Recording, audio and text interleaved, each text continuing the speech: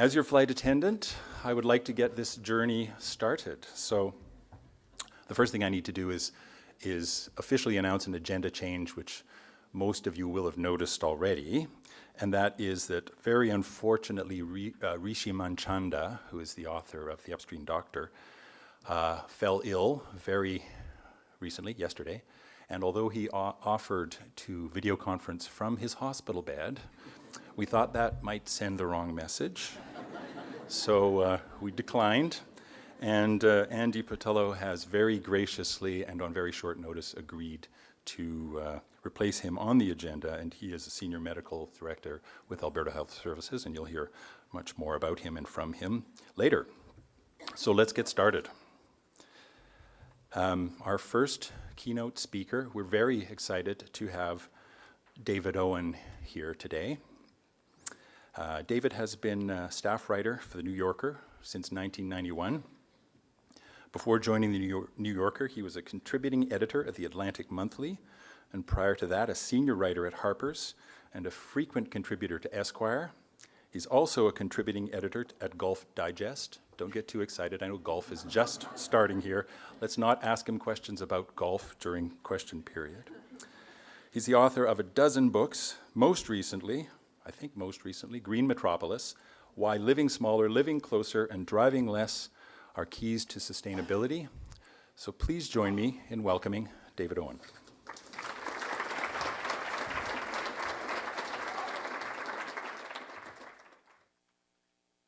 Thank you.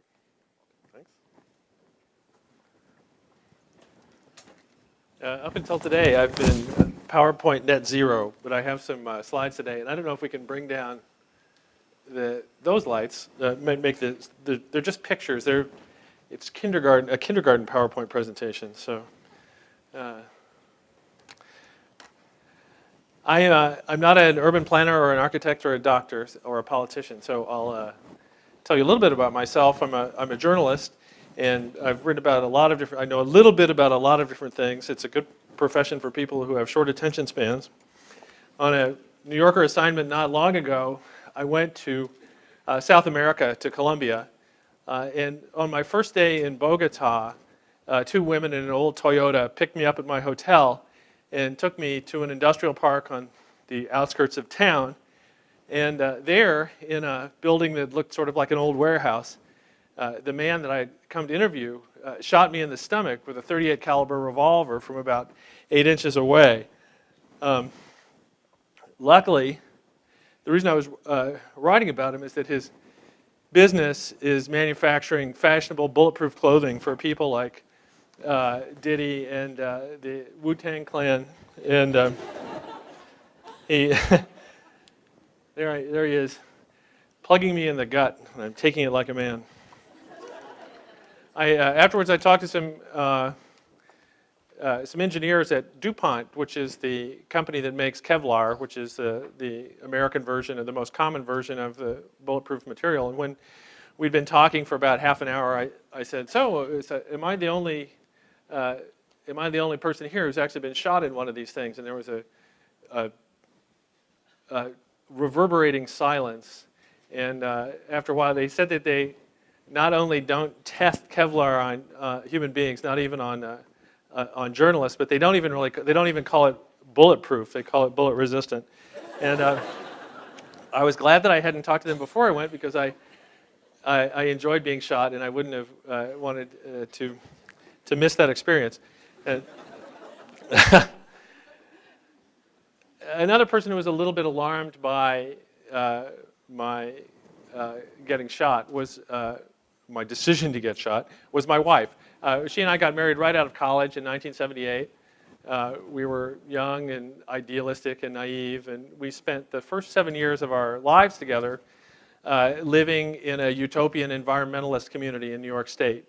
We lived in a very small space, just 700 square feet. We didn't have a clothes dryer or a car or a lawn. We walked almost everywhere. We did our shopping on foot, and when we didn't walk, we took public transportation. Because we lived in such a small space, we had very few possessions of any size, and our electric bill worked out to only about $1 a day. that utopian community was Manhattan. It was New York City. The idea that a city could be an environmentally responsible place to live is surprising even to people who live in cities, maybe especially to people who live in cities because they're used to being bearing the brunt of rude remarks by friends of theirs who live in the country. But the statistics are kind of amazing. If New York City is larger than all but 11 of the U.S. states, if you if you granted it statehood, it would be ranked 51st out of 51 in per capita energy consumption. New Yorkers use less water. They produce less waste than any other Americans. They're really the only, in many ways, the only significant users of public transit in the United States. New York City contains half of all the subway stops in the United States. Roughly a third of all the public transit passenger miles traveled in the U.S. are traveled in the greater New York City metropolitan area. That's where all the transit is. 54% of New York City households don't own even one automobile. 77% of Manhattan households don't own even one automobile. And in the rest of the country, of course, it's very different. In South Dakota, 12 or 13% of the households have 5 or more automobiles. It's even worse than southern Calgary. And in the United States in general, we have far more registered automobiles than we have licensed drivers. So there's plenty to go around. The reason why these things are true, and this won't be a surprise to the urban planners in this room, is density, population density. If you took all the 8.3 million people in New York City and spread them out at the density of the state of Vermont, a beautiful rural state, which was Forbes magazine picked as the greenest state in the United States. If you spread New York City residents out at the density of Vermont, you'd need an area equal to the area of all 6 New England states, Connecticut, Massachusetts, Maine, Vermont, New Hampshire, Rhode Island, plus New Jersey, Delaware, Maryland, and Virginia. And then, of course, you'd have to find a place to put all the people that you were displacing to move them there. Sometimes people think that density light is the best thing, that you can get too dense, and you can surely get too dense, but the upper limit, I think, is probably higher than people think. One statistic that's often cited in saying that a city can become too dense is that as an urban area increases in population density, transit use tends to rise, and then it hits a certain relatively high level and plateaus. But the reason that happens is that once you you move people and their destinations close enough together, even transit begins to seem like a nuisance, and people simply walk. New York City, Manhattan is one of the very few places in the United States where walking is a primary mode of transportation, where it's the main way that people get around. Anybody who's visited New York City and been in a taxi cab on Fifth Avenue in the evening and watched a little old lady on the sidewalk overtake them and disappear over the horizon understands why that might be true. You also see it in the city itself, in the way the city works. Jaywalking, which is illegal in Los Angeles, a very automobile-centric place, is not in New York City. In fact, it's how people get around. You get around by weaving your way through traffic. And when Mayor Giuliani tried to outlaw jaywalking and to move people away from corners, the city worked less well than it does. Jaywalking is critical, and a key ingredient in jaywalking is the slow-moving traffic. Traffic on the cross streets in Manhattan moves at about 0 miles an hour, which means you can always weave your way through. Many of the sort of advanced notions in urban traffic control, in urban design and traffic control, things like street furniture and traffic calming, were really invented in New York City. The 5 Con Ed guys standing around an open manhole with their enclosure around it, smoking cigarettes and blocking traffic. It's an early sort of version of street furniture and moving people around. One way you can tell a pedestrian-friendly city from places that are not pedestrian-friendly is what the law is about turning right on a red light. If you cannot turn right on red light, it's a pedestrian-friendly city.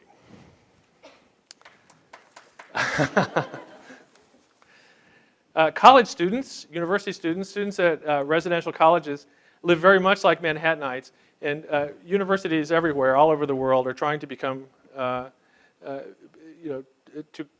establish green credentials for themselves. But most college students will never again have as small a carbon footprint as they do in college, whether their university has a dean of sustainability or not. College students live in tiny spaces, in dorms. They eat in groups very efficiently, and food that's prepared in bulk, there's less waste. They walk to their daily activities or ride bikes.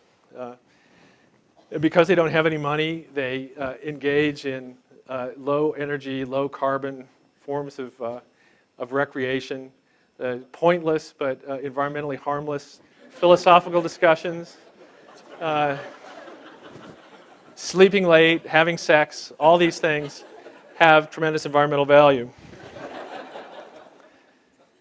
My mother, who's in her 80s, lives in an assisted living facility and lives pretty much exactly like a college student, but with earlier bedtimes and quieter parties. The troublesome demographic is the one in between, the one that my wife and I entered when we had kids. This is Manhattan, of course.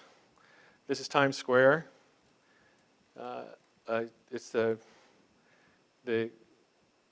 green ground zero of the United States right there, except that it's all tourists.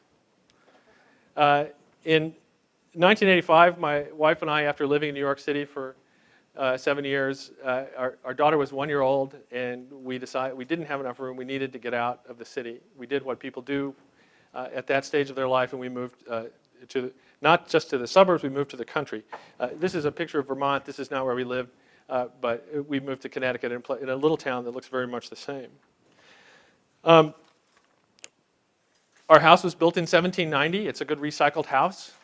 We live across a dirt road from a 4,000 acre nature preserve, so we're right in the middle of everything green. There are deer and turkeys and bobcats, and the occasional bear wander through our yard. We felt as though we had moved into Arcadia, and yet very quickly I realized that our move had actually been an environmental disaster. We went from consuming about 4,000 kilowatt hours of electricity a year in New York City to almost instantaneously consuming about 30,000 kilowatt hours a year in Connecticut, and our house didn't even have central air conditioning. We went from happily living with no cars to having one car, and then realized almost immediately that if you have one car, you have no way to pick up that car when it's at the mechanic having the oil changed, and if you go anywhere, you have to go together. So we got a second car, and then as a result of a mild midlife crisis on my part, we ended up with a third car, and which then, when our children turned 16, actually became a necessity, because we live in a place where there is essentially no place you can go if you don't have a car.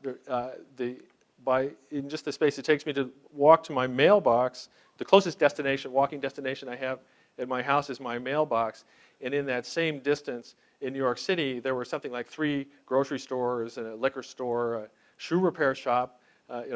Outside of New York City, I don't think you can even find a shoe repair shop. My children I'm sure don't even understand that shoes can be repaired. The closest large supermarket was about a 20-minute drive away. In New York City, we had a pediatrician in the lobby of our building, and it didn't really encourage good parenting on our part, because whenever our child had even a runny nose, we could just jump in the elevator and go down to the pediatrician. Where we live in Connecticut, my dentist is 2 towns away. It's a 32-mile round trip in my car.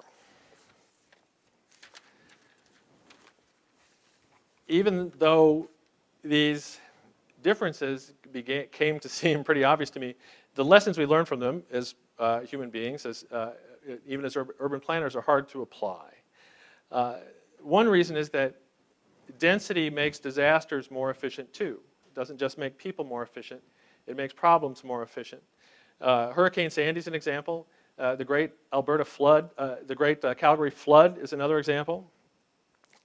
Rising sea levels are a greater threat to dense coastal areas than they are to sprawling suburbs in the middle of the continent. That I've been told by a hydrological engineer that a sea level rise of 5 inches would completely disable the New York City sewer system, which is the city made a poor decision when it built its sewer system, which is it's a combined waste and stormwater system. When the stormwater overflows, it all flows together and everything goes out together. And it doesn't take much to make it malfunction. In addition, we like to live spread out. There's a powerful desire on this continent especially, even if all we do with all our space is sit inside and watch TV. Even when we embrace the idea of density and are eager to do something about it and to improve our cities, it's hard to do the right thing. And this next slide, this is a slide that was, this picture was taken in Tampa, Florida in 2001, and it's posed. It's not a real traffic jam. It's posed by the local transit department. They were going to make a case that, trying to make a case that the metropolitan area should build a transit system. And even though it's posed, we all recognize this scene. We've all seen it before. The second slide in the series shows all the drivers in. It shows all the people in these cars sitting in chairs in the middle of the same street. And the astonishing thing, and even though I've seen this slide lots and lots of times, it's sort of amazing to see how small a space that all of those cars shrink down to. And when I'm driving on a congested highway, I will often mentally do the same little mental trick, and move all those people onto folding chairs in the middle of the passing lane. But this, even though Tampa used this unsuccessfully to make a case for building a transit system, but even though that's what it's used for, the real message of this pair of slides is that it shows how difficult it is to do the right thing. And that is that if you are one of the drivers in these cars, and you look at this street, your thought isn't, I should be on a bus. Your thought is, that's nirvana. That's my traffic congestion problem solved. If all those people would get on the bus, I wouldn't have a traffic jam in front of me on the way to work, and everything would be all right. And Tampa, as I say, did not build its transit system, but even when cities do build the transit system, they seldom take the second step, which is to get rid of all that excess road space so that people can't just fill it up again with cars. In fact, what we do in our traffic engineering tends to be the opposite. We try to think of more ways to fit more cars onto the roads that we have. Perhaps we meter cars coming in. It will be considered a huge victory if we have found a way to double the traffic capacity of our road system without having to actually lay any new asphalt. One way to get around that problem, one way to deal with that, one way to take away road space is to do what they did in Copenhagen, which is to convert road space to bicycle space. And I was just in Copenhagen last week, and it's extraordinary. You take space away from cars. They do it in a way that is different from the way it is often done, which is not by painting a white death strip on the lane, but by actually moving the curb one lane out, moving the parking curb one lane out. So the road looks the same, but there's a lane to a driver, but smaller, but there's a protected lane for bicyclists. And actually, in Copenhagen, you have to be careful that what you have to be careful for is people running you down. There are no jaywalkers in Copenhagen, not because the cars are in control, but because the bicycles are in control.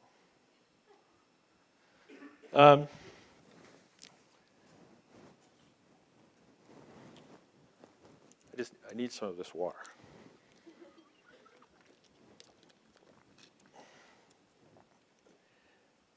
The underlying difficulty with schemes like this, with the Tampa project and with this pair of slides, is that if you talk to most people who live in cities or look at cities, and you ask them to name what's the #1 environmental problem, they'll often say traffic congestion. And they have lots of reasons for saying that. But traffic congestion, here's an example, and this is actually, this photograph is from right here, if Google is to be believed. Traffic congestion is not an environmental problem. Traffic congestion is a driving problem. Driving is the environmental problem. And when we focus on traffic congestion, what we're really doing is making the environmental problem worse by making life easier for drivers. What traffic plans, green traffic plans actually need to do is make life worse for drivers. But it's amazing how many of our plans and solutions for our automobile difficulty actually do nothing but make our lives as drivers much better. Our cars are extraordinary pieces of engineering. I could get in my car, if I had my car here, I could get in it and I could happily drive home without ever getting out of it except to go to the bathroom. I could feed myself sitting in my car. The seat of my car is probably more comfortable than any piece of furniture, single piece of furniture in my house. I could listen, I'm never sad to get in my car because right now I'm listening to Game of Thrones, and before that I was listening to Bleak House. I could drive any distance. I don't even have to roll down my window to throw toll in a toll booth because I have a little radio transmitter that handles that. I don't even have to slow down. I won't have to change, I change my oil every 5,000 miles, but I could probably do what was done in a commercial I saw a few years ago, which is just weld the hood of my car shut and never touch it before I was ready to sell it. The oil has risen in price by a huge amount since I was a kid, but we've fought back by making our cars more fuel efficient so that we've taken the sting out of what would otherwise be a powerful economic stimulus telling us not to drive. When we face traffic congestion, we add new lanes, we make it possible for people to drive in faster lanes. In all these ways, we make it easier to do the thing that is the real damage done by cars, which is to allow us to spread out, to sprawl. If you reduce somebody's commuting time by 5%, if you enable them to move 5% farther out, and we stretch ourselves out even farther. There's professors at MIT, some engineers at MIT who invented what they called a city car. It's a small car, it stacks together, it's electric, and the idea is that you could use it in a city, and you could park many of them in a small space. And one of the ways that they promoted it was the idea was by saying you could park 500 of them in a space that now you could only park 25 or 50. And so they have solved the problem of how to turn city walkers, pedestrians in cities, into drivers. For the architects here, this is the Condé Nast building. This is where the New Yorker is headquartered in New York City. It was built in 1999.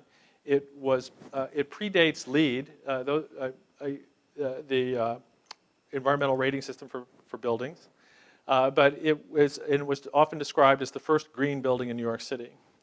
It has many standard green features. There are photoelectric panels in the curtain walls. There's a fuel cell in the basement. There's a crane there are recycling chutes inside the building, so you can just put recycling into chutes and it goes down. It's sorted out and goes into areas. The glass in the restrooms is made from recycled glass. It has many, many of the kind of features that you win points for in LEED.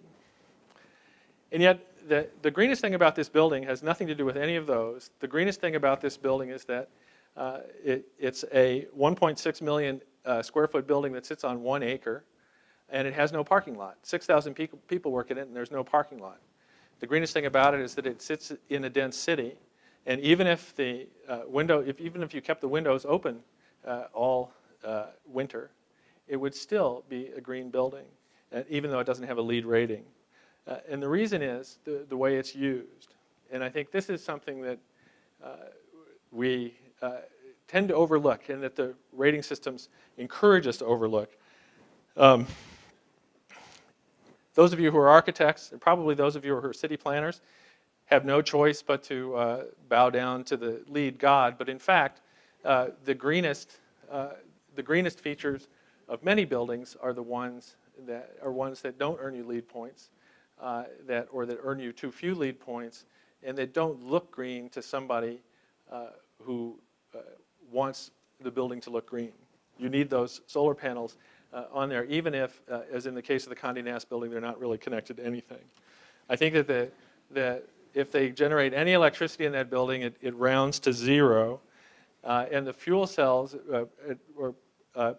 produce enormous, at enormous expense, energy that the building doesn't really have any use for, because they're. And I think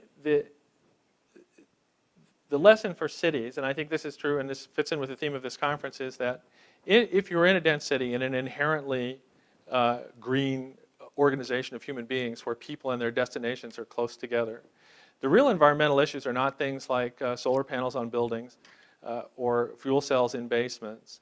They're things like education, their public health, their noise, their urine smell, the sound of sirens, their recreational opportunities. They're all quality of life issues. They're all the things that make people willing to live in what is in many ways an unpleasant way of organizing people, very close to your neighbor so you can hear what they're doing, but that overcome those and make it actually a tantalizing place for people to live. And I think cities have no problem with people who are very young, because there's always something exciting going on. People always say about New York City that it's a great place to be if you're either poor or rich, because if you're poor, there's always something that you can do for free, which was certainly the case when my wife and I lived there. Where it's difficult is in between, and I think that's where the focus, if I were an urban planner, that's where my focus would be. And I think especially the number one issue probably in the United States is education. It's education, public education, that tends to fall off most severely, and is the real driver of people out of cities when they have children. It doesn't seem like an environmental issue, but I think it is one. There are lots of things you shouldn't do, and those are you architects and urban planners, and here's one of them. This is vertical farming. This is a skyscraper that is growing crops for some reason. This has been a popular idea. I don't think it's been a popular idea outside of universities, but within them it is. There are, even if there were no good reasons not to grow crops in skyscrapers, and there are lots of them, even if it were a good idea, there's no reason to do it in a city. If it makes more sense to grow crops in skyscrapers, it would make more sense to put those skyscrapers in the farm belt, where the weather's better and the infrastructure for handling and processing food already exists. There's no reason to do it in cities and to create what is just an obstacle to pedestrians and something that would make your life not more pleasant, but less. The reason that this is a popular issue is this concept of food miles, the idea that you should eat only food that's grown within a short distance of where you live. The arithmetic behind this is faulty.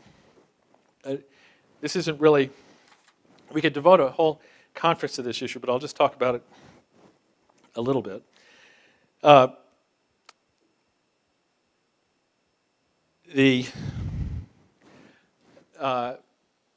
it doesn't make any sense. And I think how far you live from a grocery store has far more environmental significance than how far you live from the farm that grows the food you eat.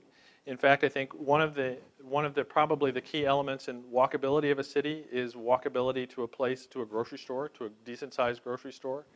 Hartford, Connecticut, the capital of my state, has been trying to revive its downtown. It had a downtown that was really completely dead, and one of the first things the city did was get involved in a project to put an actually very large supermarket in the urban core, we're making it possible for people to live in the urban core and without an automobile, without having to drive to the suburbs to buy their groceries, or without having to do their shopping in overpriced urban stores. There are several rating systems for ways to rate the walkability of cities, and that proximity to supermarket is always very high. The reason how far you live from a grocery store is more important than how far you live from a farm is that there are many, many, many factors that go into the environmental impact of what we eat. The energy that is expended on transporting that food to us is the smallest fraction of the energy that goes into that food. Far more important is how the food is prepared in our own homes. And if you really want to have an impact on the carbon, on the energy and carbon footprint of your eating, it makes more sense to look first to your stove rather than to the farm. There are a number of other reasons why this is true. I think it's easiest to see them if you look away from food, which is a very emotional subject for everyone. My wife, who writes cookbooks, says that people tend to define themselves by what they refuse to eat, and I think that is often the case, and is why it is such an emotional issue. It's easier to see if we move into a non-edible think about a non-edible agricultural product like cotton. We should all be wearing more natural clothing, but that doesn't mean that Alberta should become a major cotton grower so that people in Calgary can wear jeans that are made within 25 miles from where they live. We understand that there are places where it makes sense to grow certain crops and places where it doesn't, and even though it's easy, we can make ourselves feel better about ourselves sometimes by eating things that are close at hand. It's probably not a positive. My New Yorker colleague, Susan Orlean, wrote about raising chickens. This has been a big fad in the United States, the idea. Nobody really wants to have a whole farm because that's an awful lot of work, but chickens seem sort of manageable. So we'll go back to the land by having chickens. And she has some, and she wrote about it. And she's a good illustration of what the problem is, because although she eats delicious breakfast, she drives individual hens to the veterinarian in her car, and that alone raises the carbon footprint of those eggs to almost astronomical levels.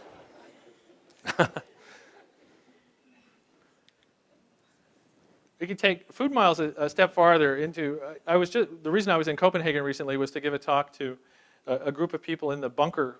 It's called the bunker industry. Bunker fuel is what ships run on. It's the name for it. It covers a lot of different petroleum-based fuels. The classic bunker fuel is what's left in a barrel of oil after you've taken everything good out of it. If it's cold, you can walk across the top of it. That's how it's more like asphalt than like a fuel, and ships burn it. They actually burn less classic bunker fuel now than they do before. But I came here by airplane, but everything I brought with me came to me by ship. And this is why shipping is sometimes called an invisible industry.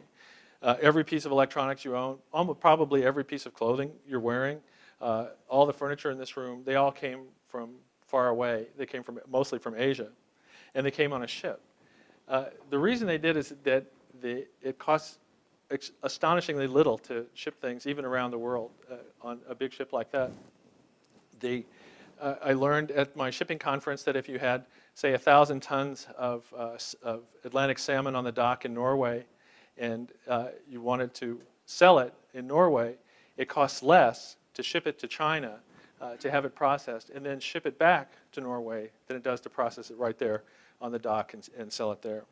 And this is the cost of shipping large quantities of shipping items like that around the world is essentially zero, and that's why it does.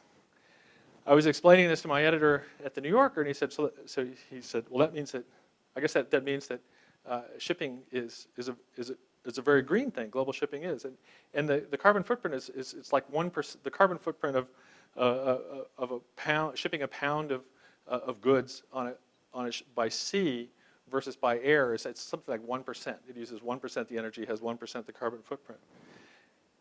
I said yes, in that sense, that's true, but in another sense, it's not, and this is why all environmental issues are difficult.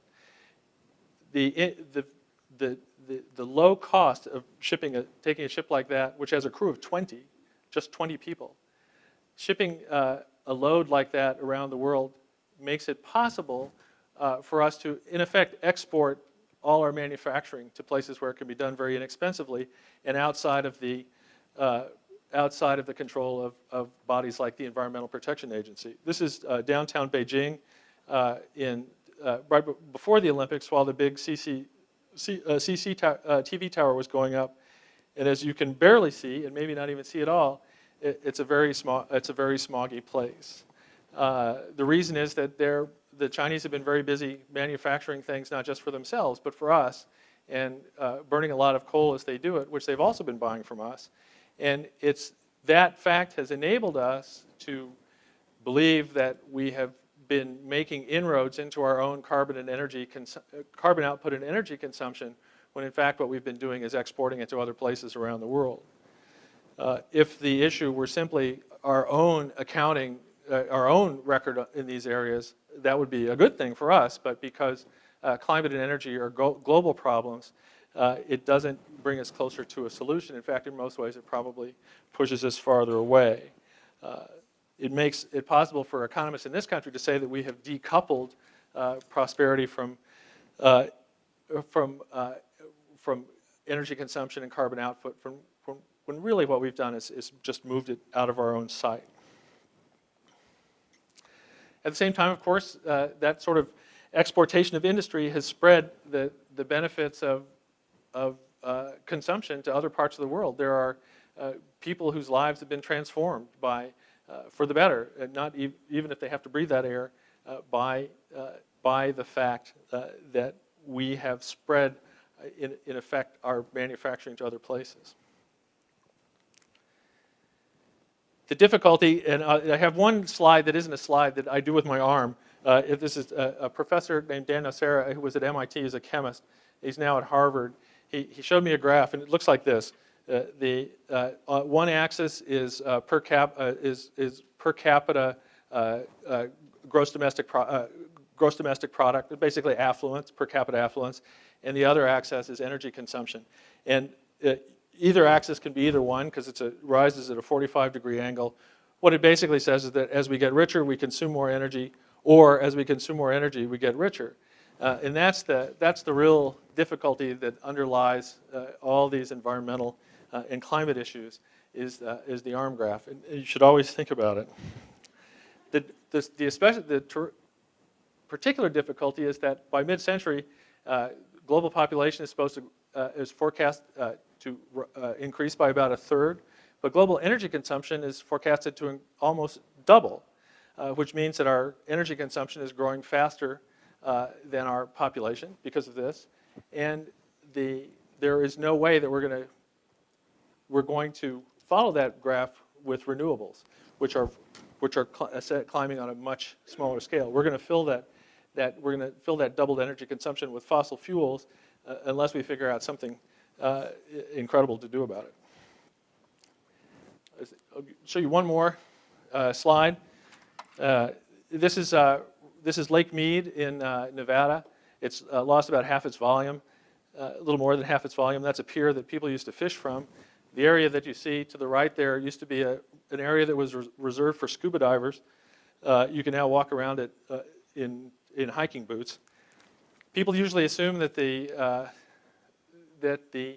reason that Lake Mead has, you can see the bathtub ring incidentally there at the edges. People assume that the reason that Lake Mead has shrunk like that is that the city of Las Vegas, which has been one of the fastest growing cities in the United States and is just 30 miles away. But it's actually not the case. Water from the Colorado River, which is what fills Lake Mead, is apportioned by an agreement that was signed in the 1920s by 7 American states and Mexico.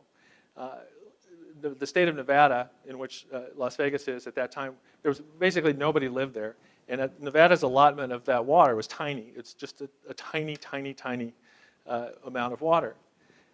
As a consequence, Las Vegas has become probably the city in the United States that has the most stringent water conservation rules of any place in the country. every drop of water that goes down a drain in Las Vegas either is processed and used again or goes back into Lake Mead, and they don't even use their entire allotment. The downside, and this is what you have to think about as you think about all these issues, is that it's that very frugality with water that has made it possible for Las Vegas to be one of the fastest growing cities in the United States, to sprawl almost unbelievably across the entire valley floor with these tiny single-family houses entirely served by automobiles. And that sprawl is as much a product of the water conservation success as the water conservation success is. So I can luckily say I've run out of time, so you all figure out what to do about that. But I think the main lesson is that sustainability is not, there's no such thing as a sustainable product or a sustainable building or a sustainable city or even a sustainable country. Sustainability, if it means anything, is a global phenomenon. It requires contributions from everyone. It's like one person described to me as a water balloon. You squeeze it on one end, and the other end pops up. So please figure out a solution to that. And meanwhile, you can click the video here, just so you won't think I was lying when I started out.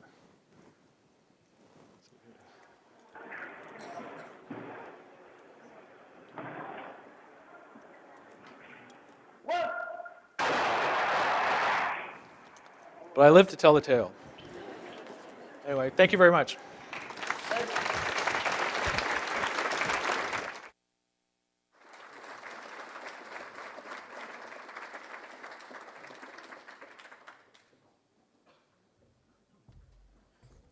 I think we have a couple of moments if any of you would like to ask some questions, and I think there'll be other chances during the day for further conversation as well. But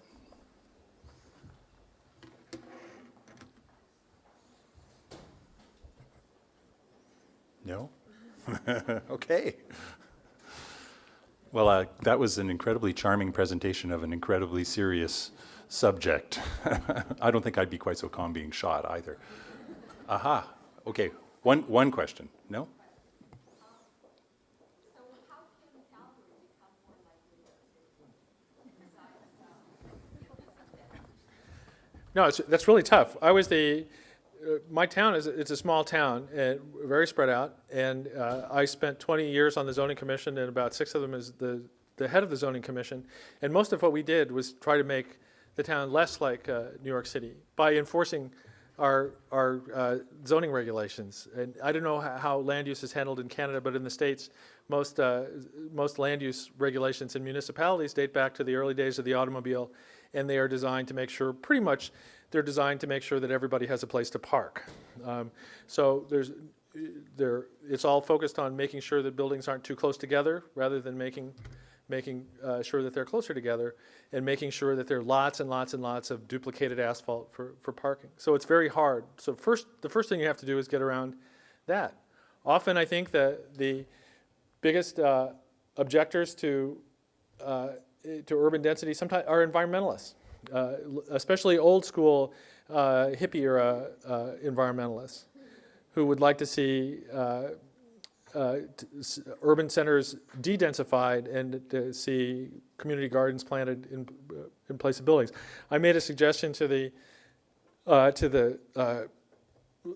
land trust in the United States. I kept blanking on the name. That I said what they should really do, rather than buying pristine land and preserving it forever, was to buy parking lots in urban cores and build apartment buildings on them, just because it would make it that much harder to have a car and would increase the density by that amount. So it's very hard.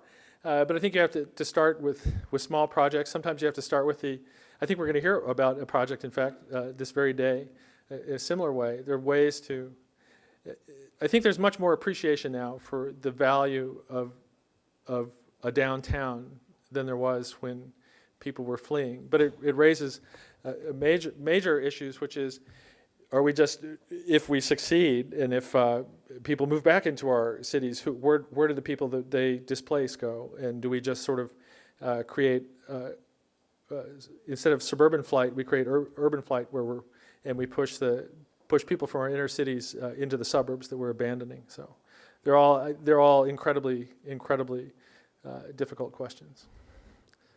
So good luck.